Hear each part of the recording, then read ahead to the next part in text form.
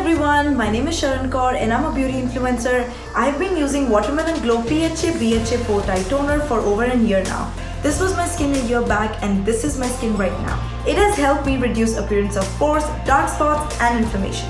This is made with the blend of all natural ingredients which work together to tighten and tone your pores, while also providing your skin with hydration and nourishment. It contains watermelon extract, cactus water, 2 types of exfoliant which is PHA and BHA, willow bark extract which all works together to exfoliate, unclog pores and reduce inflammation. It has worked amazing on my skin when it comes to decongesting and refining my pores. The bouncy texture of this toner feels really soothing and hydrating on the skin.